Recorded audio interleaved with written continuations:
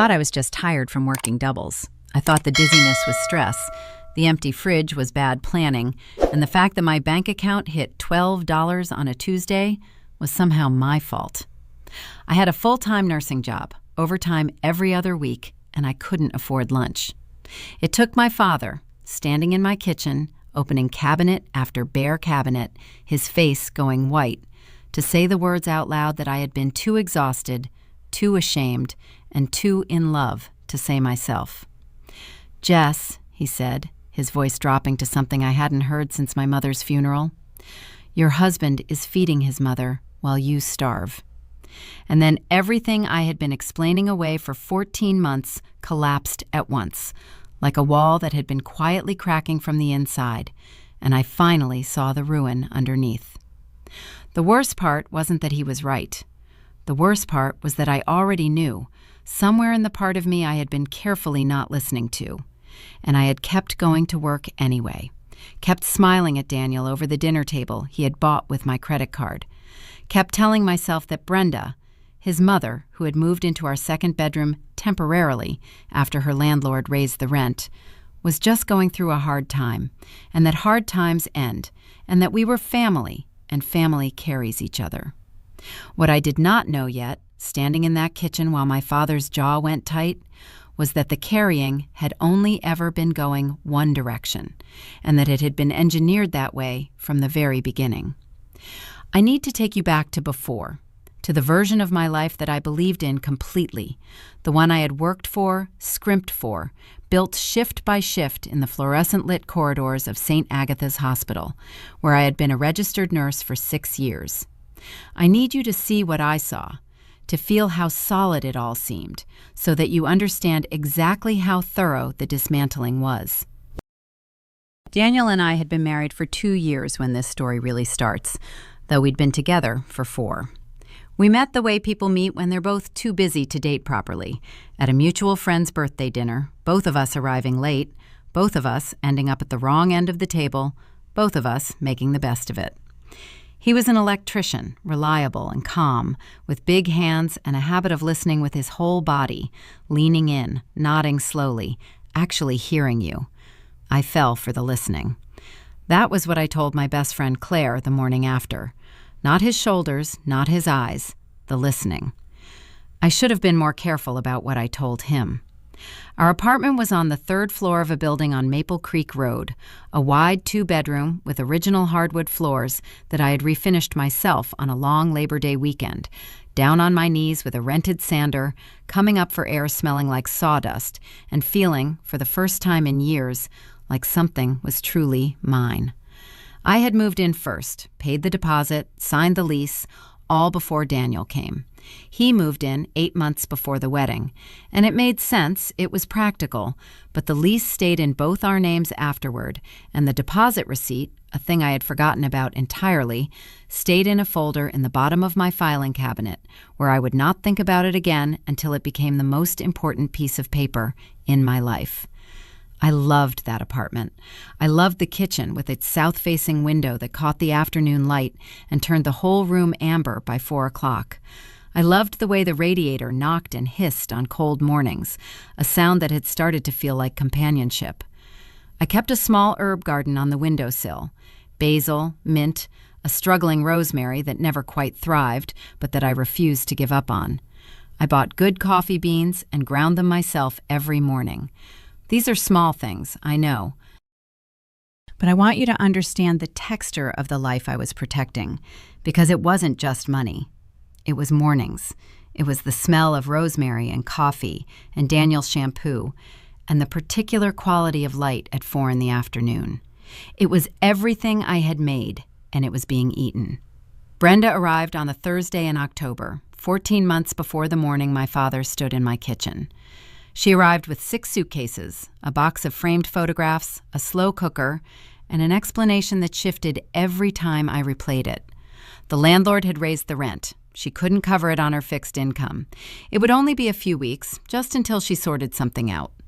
Daniel had picked her up from her old place while I was working a day shift, and by the time I came home, she was settled into the spare room with her photographs already on the dresser.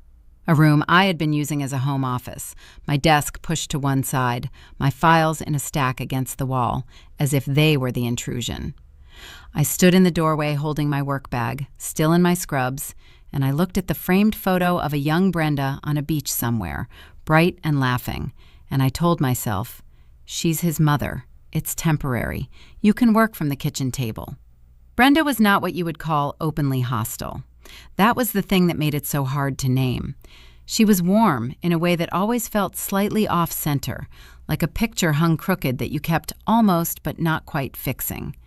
She called me sweetheart and asked about my patience and said things like, "I don't know how you do it, those long shifts. You must be exhausted," in a tone that was somehow both admiring and faintly condescending, as if my exhaustion were a choice I was making, rather than a consequence of the fact that I was, as of that October, the sole person in our household paying rent. Because Daniel had had a slow month, the electrical contracting work had dried up, he said, and then the next month it was still slow, and then there was a complicated job that didn't pay out on time, and somehow 7 months passed, and I had stopped tracking it consciously because tracking it required having a conversation I didn't know how to start. The grocery bills were the first thing I noticed, when I finally started noticing. I had a system. I'd always had a system. It was a nurse thing, a single mother's daughter thing. And the system involved a grocery budget of about $300 a month for 2 people, tracked in a small notebook I kept in the kitchen drawer. When Brenda moved in, I adjusted. $400, $450, fine. But by December, the bills were coming in at $700, then $750, and when I looked at the receipts, when I actually stood in the kitchen and went through them, the way I had not been doing, because I was tired, because I trusted him, I found things I did not buy. Brisket, premium cuts of salmon, 3 kinds of imported cheese, specialty crackers, a bottle of wine I had never tasted. Brenda had a list of things she couldn't eat, allergies and preferences she had communicated to Daniel in the first week, and Daniel had quietly, consistently begun shopping for her preferences and billing it to our joint account, which was funded almost entirely by my paychecks. I brought it up once, carefully, on a Sunday evening in early January. We were washing up after dinner, a dinner that had featured, I noted, a roasted chicken with herbs that Brenda had supervised from her spot at the kitchen table, giving Daniel instructions in a fond, murmuring voice while I sat in the living room listening to the sound of my own kitchen being colonized. I said, "I've been looking at the grocery spending. It's gotten pretty high." Daniel dried his hands on a dish towel. He didn't look at me right away. When he did, his expression was the one I had started to think of as the management face. Calm, slightly pained, as if I were a situation requiring handling. "Mom's got dietary needs," he said. "It's not like we can just buy whatever." I said that I understood that, but that $750 was nearly double what we'd been spending, and I was covering it alone, and maybe we should look at what was actually necessary. He was quiet for a moment. Then he said, "She's my mother, Jess. I'm not going to make her feel like a burden." And God help me, I said, "Okay."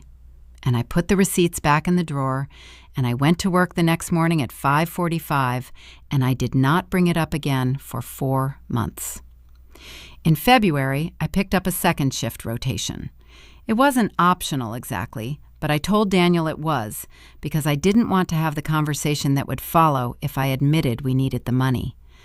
The extra shifts meant I was leaving before Brenda woke up and coming home after she and Daniel had already eaten. I would find the kitchen clean, the leftovers portioned and put away, though the portions left for me were, I began to notice, always the smallest cuts, always the dishes that had cooled too long, always the things that were fine but not good, while the containers at the front of the fridge held better food, more carefully wrapped, labeled in Brenda's handwriting. I told myself I was being paranoid.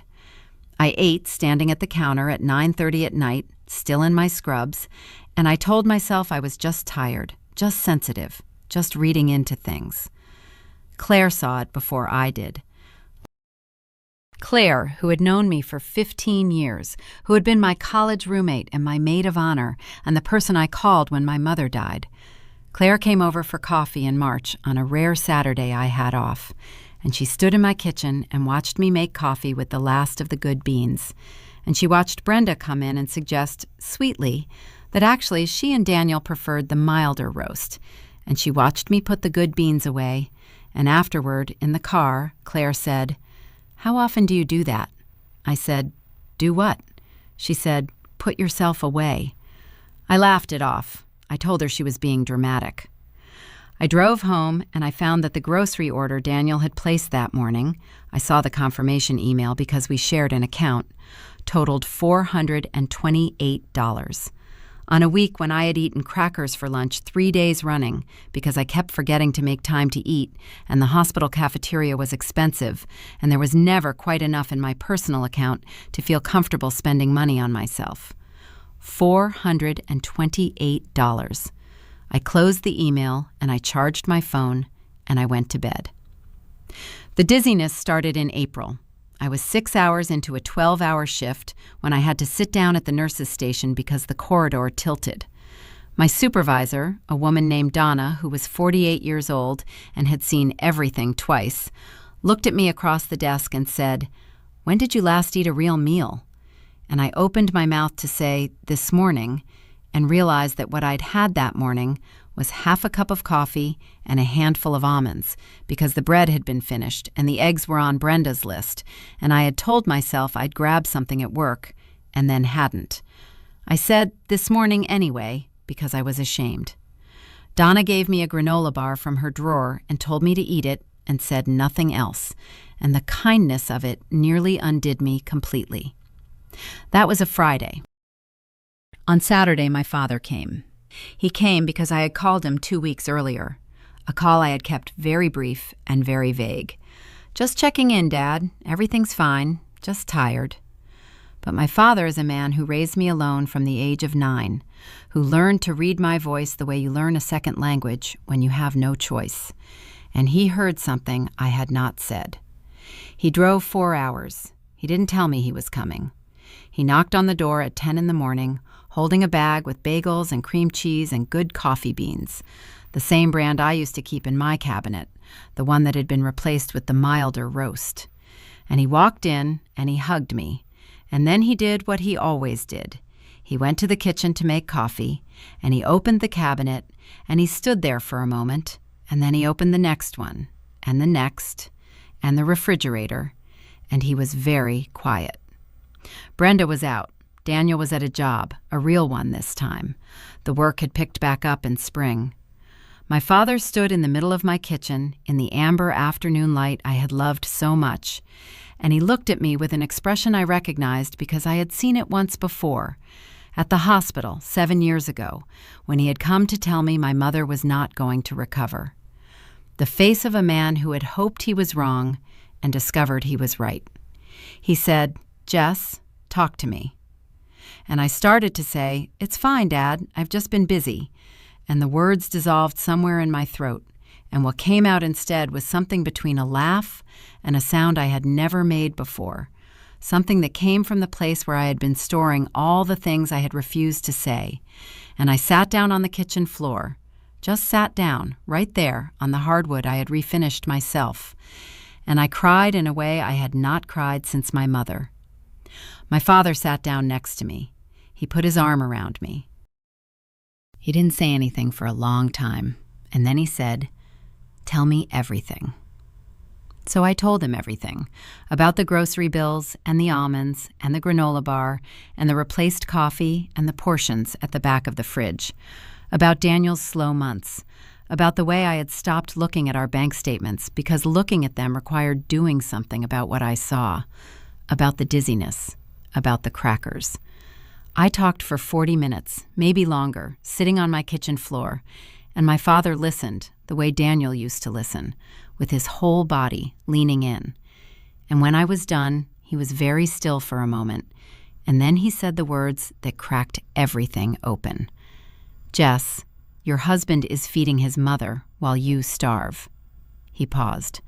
"That is not an accident. That is a system. I looked at him. He looked at me. And I want to know, he said, very quietly, whose system it is. I didn't understand yet what he meant. I thought he meant Daniel was careless, irresponsible, too weak to stand up to his mother's preferences. I thought he meant negligence, passive harm, the kind of damage that comes from people who don't think rather than from people who plan. I was still, even then, making it smaller than it was. It would take 3 more days, and a phone call from a number I didn't recognize, and a folder I was never meant to find, and a conversation with Daniel that hollowed me out and filled the hollow with something cold and hard and absolutely certain, before I understood what my father understood already from 40 minutes of listening, that I had not been living inside a marriage that was struggling.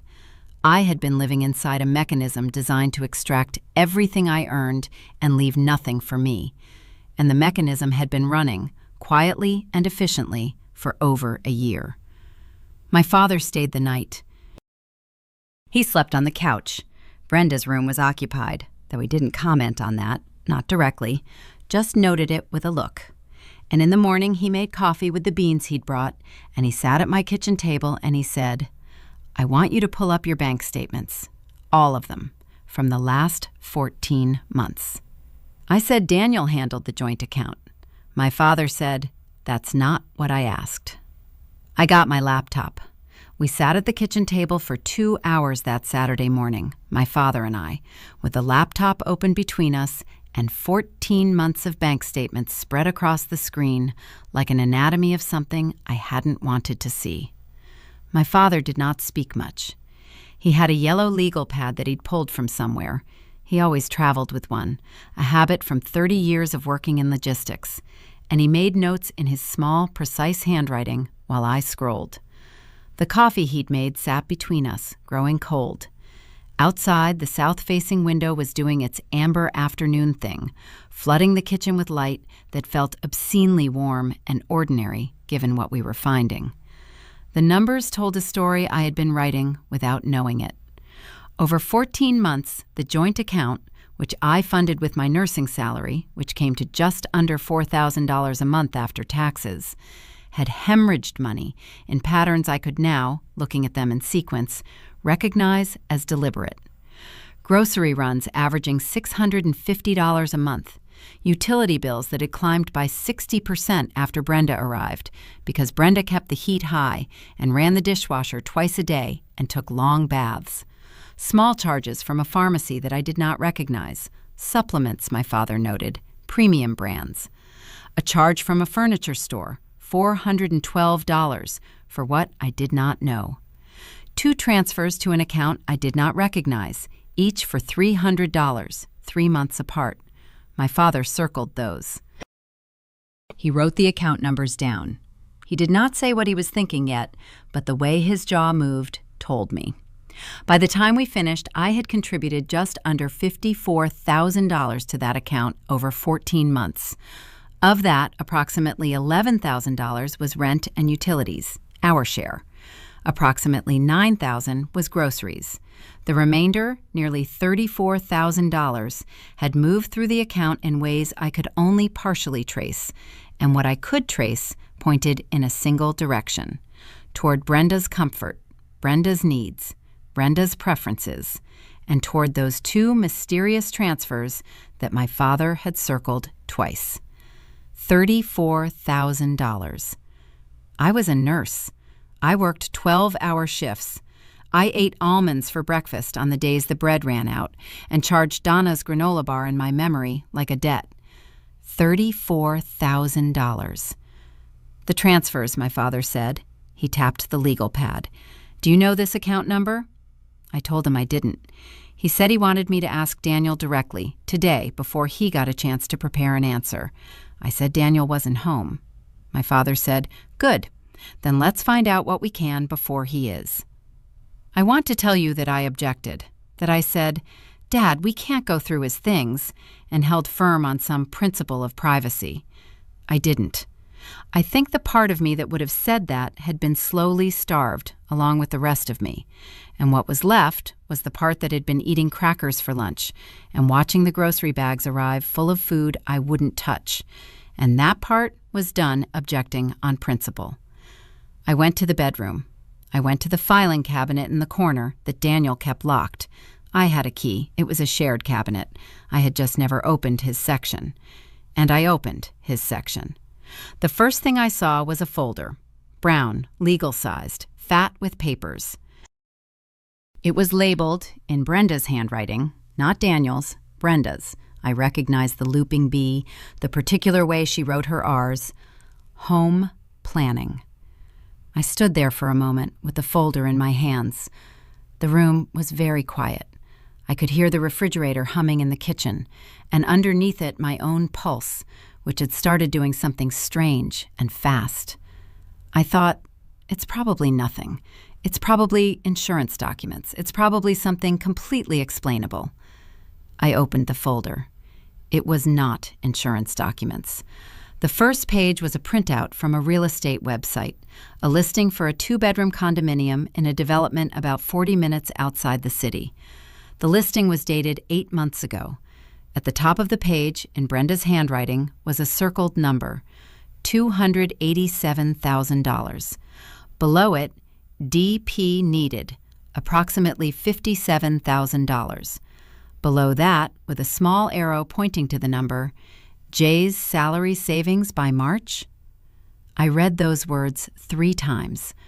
I read them the way you read something in a foreign language when you know all the words, but the sentence still doesn't make sense. Jay's salary savings. Jay was me. March had been 2 months ago. I turned to the second page. It was a budget spreadsheet, handwritten, 2 columns. The left column was labeled in J monthly and listed my take-home salary with a note in parentheses. Verify if OT continues.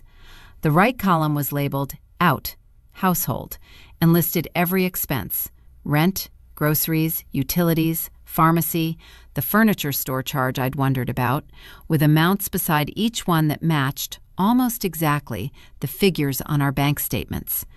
At the bottom of the right column was a subtotal. Beneath the subtotal was a line labeled net to planning account and a monthly figure, $300. There were the transfers. Monthly, $300, moved quietly to what I now understood was a planning account, a down payment account, a fund that was being filled with my money for a condominium I had never heard of and had never agreed to, and that had my initial, in a margin note, as if I were a resource to be managed rather than a person to be consulted. I don't remember sitting down. I was sitting.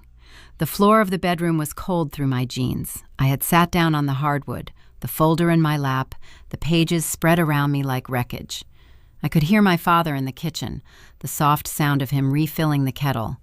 I thought, I need to breathe. I thought, I need to think. I thought, this isn't possible. Daniel wouldn't. He's not. And then I turned to the third page, and the thought stopped dead. The third page was an email, printed out. It was from Daniel's personal address, not our shared account, his personal address, the one I had never thought to check. To Brenda's email, dated 11 months ago. The subject line was re-timeline. The body of the email was 3 paragraphs. I will not give you every word of it. I will give you the part that mattered most. Daniel had written, I think we can hit the target by Q1 next year if the OT holds. I've been handling the account transfers quietly. She doesn't look at the statements. If we're careful, we can have the DP ready without ever having a fight about it. Just keep the groceries running the way they are. She assumes it's normal inflation. Trust me, I know how she thinks. She'd rather not know. She'd rather not know.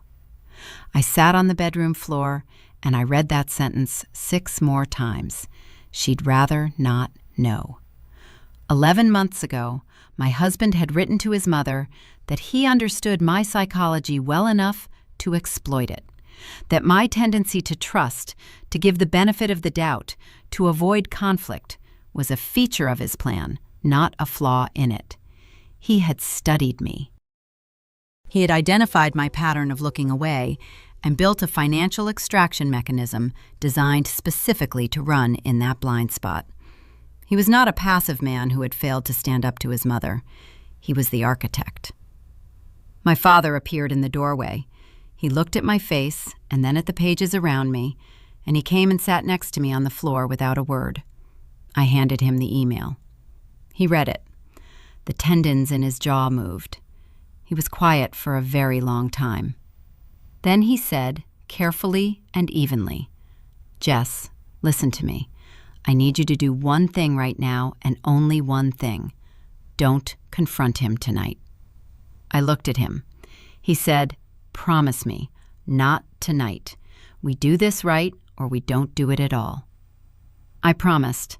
It was the hardest promise I have ever kept. Daniel came home at 7 that evening, smelling of sawdust and the particular citrus of his work soap.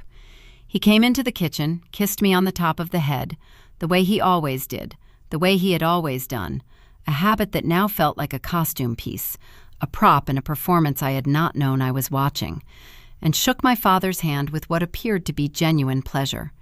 They talked about a baseball game. My father was extraordinary. He smiled, he joked, he asked about the contracting work, and his voice did not waver once. And I sat at the table and ate a dinner that I couldn't taste and watched my husband and thought, 11 months.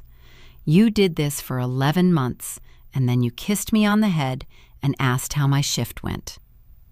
After dinner, my father said he was tired from the drive and went to bed early, which he never does. I loaded the dishwasher. Daniel dried his hands and said, "It's good to see him. You should call him more." I said, "I know." I turned off the kitchen light.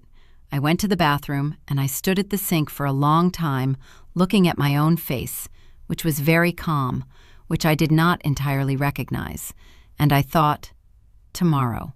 You do it tomorrow. And I did. My father had made a call that night after we'd gone to bed.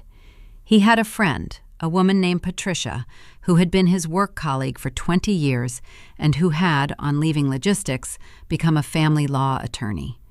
At 7 the next morning, Patricia called me on my cell phone. I sat in my car in the parking garage of the hospital 20 minutes before my shift, and she talked and I listened, and by the time I walked onto the ward, I knew what I had and what it meant. The printed email was evidence of financial fraud within a marriage. The transfers to the planning account could be construed as misappropriation of marital funds. The spreadsheet with my initial was, Patricia said, in her measured legal voice, rather extraordinary. It documented intent. Keep everything, she said. Don't move anything. Don't let him know you have it. And do not confront him until we have copies of all of it in my office. I photographed every page of that folder on my lunch break, standing in a bathroom stall, and I emailed the photos to Patricia. I went back to my patients, I changed IV lines and checked vitals, and asked an elderly gentleman named Mr. Coffey how his daughter's visit had gone, and I was, by all observable measures, completely normal. Whatever was happening inside me, the cold thing that had been replacing the shock, settling into my chest like ice forming over still water, did not show on my face. I had learned from my husband how useful it is when people assume you'd rather not know. Brenda came home on Wednesday afternoon to find me sitting at the kitchen table. Not the laptop, not the folder, those were with Patricia. Just me, at the table, with 2 cups of tea, and the afternoon light doing its amber thing through the window, and the rosemary struggling on the sill. I had sent Daniel a text saying I needed a night alone with his mother to clear the air. I had used those exact words, knowing how they would land, knowing he would feel relieved that I was trying, knowing he would stay out. He sent back a heart emoji. I looked at it for a moment. Then I set the phone down and waited.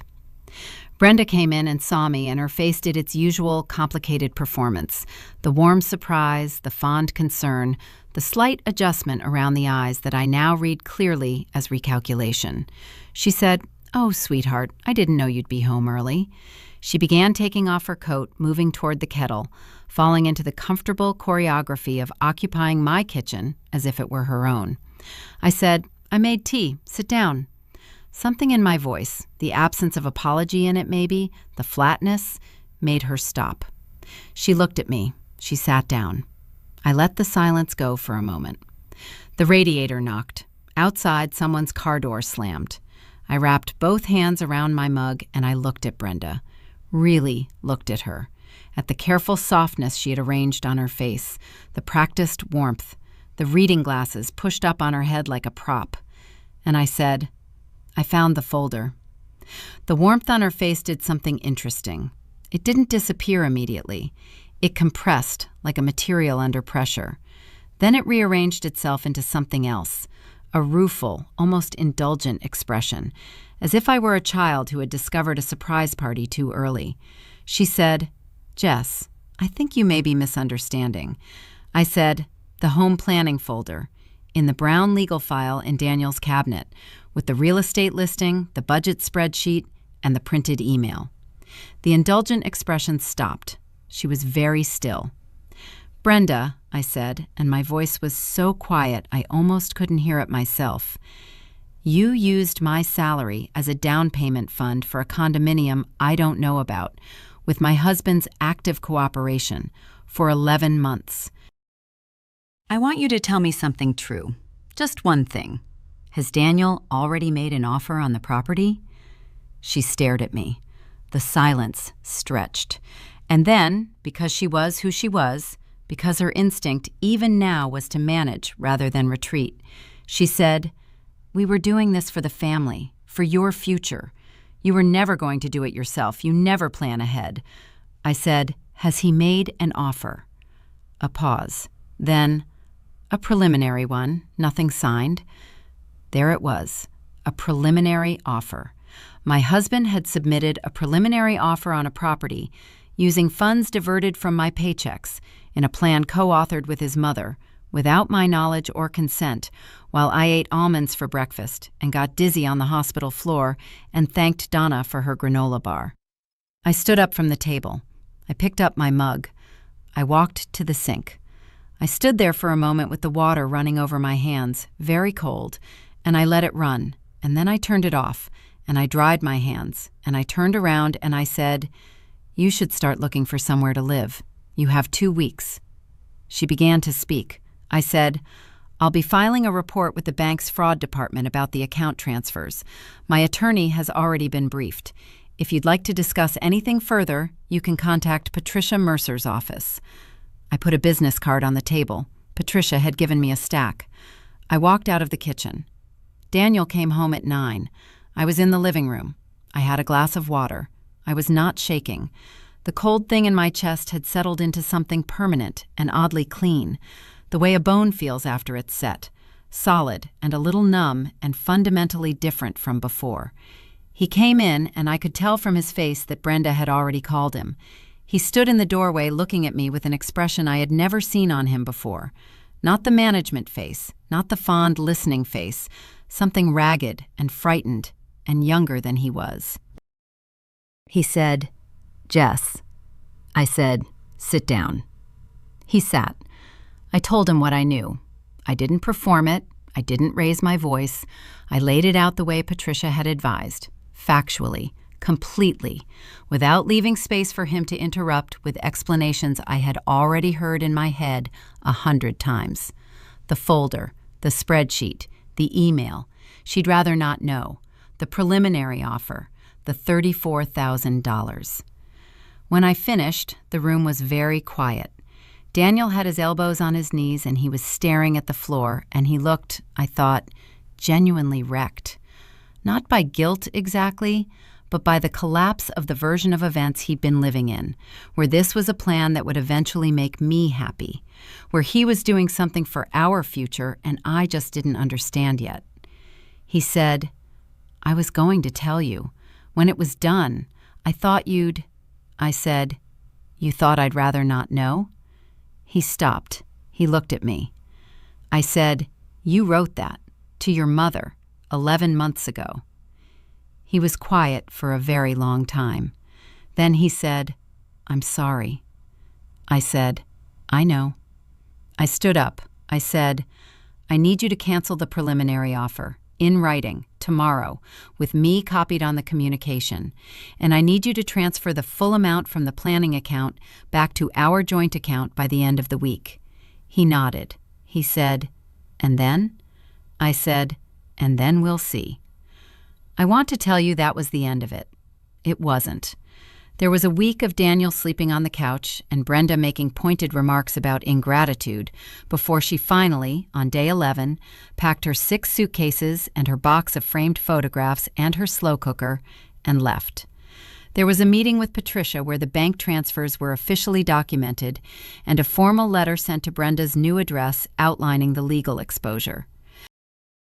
There was a second meeting, harder, where Daniel and I sat on opposite sides of a couples counselor's desk, and I watched him try to explain to a professional what she'd rather not know had meant, and watched the counselor's face, and knew from that face that she understood exactly what it meant, even if Daniel still didn't quite believe it about himself. We did not separate. I won't tell you it was an easy decision, or that I'm certain it was the right one. What I will tell you is that it was mine, made with full information, with Patricia's phone number in my pocket and my own bank account in my own name and the planning account zeroed back into the joint fund. The counselor said a word I didn't know, coercive financial patterning. She said Daniel had learned it at home, modeled on the dynamic between his parents, replicated so naturally that he had barely noticed he was doing it. That did not excuse it. She was clear about that. But it was a frame, and frames, it turned out, can be rebuilt if both people are willing to see the structure clearly. Brenda tried, twice, to re-enter our lives. Once through a letter, a long, handwritten thing full of phrases like, after everything I've done, and the family I sacrificed for, which I read once and gave to Patricia. Once through Daniel, who came home one evening and said his mother wanted to apologize in person, and I watched his face, and I saw him watching mine, and I said, "What do you want?" He was quiet for a moment, and then he said, "I want her to leave you alone." That was the right answer. It was the first right answer he'd given me in over a year, and it cost him something to give it, and that cost, the fact that I could see it costing him, was why I was still at that kitchen table. That was 18 months ago. The rosemary on the windowsill finally died. I threw it out and bought a new one. A bigger plant, healthier, from the farmer's market down the street, with thick woody stems and a smell that fills the kitchen when I brush past it in the morning. I kept the basil and the mint. I refinished the spare bedroom, not Brenda's room anymore, my office again. My desk in the center, my files in the cabinet where they belong. I bought good coffee beans and I grind them myself and I drink the whole cup, standing at the south-facing window in the 4 o'clock light, and I do not put them away when someone else prefers the milder roast. My father comes to visit more often now. He sits at the kitchen table and drinks the good coffee, and sometimes we don't talk about any of it, which is its own kind of healing. Last time he came, he stood at the window for a moment before he sat down, looking out at the street, and then he said, "You look fed." He said it like it was a complete sentence. It was. I said, "I am." And I was, fed and solvent and clear-eyed and very much in possession of my own life, in the amber light of the kitchen I had built with my own hands, in the apartment I had come home to first, where the rosemary was finally, stubbornly thriving. You learn eventually which silences are comfortable and which ones are traps. You learn to read the budget spreadsheets. You learn to open the filing cabinet. And you learn, this is the hardest and the most necessary thing, that she'd rather not know is not a description of who you are. It is a description of who they needed you to be. Those are not the same thing. They were never the same thing. And now that I knew the difference, no one would ever be able to use it against me again.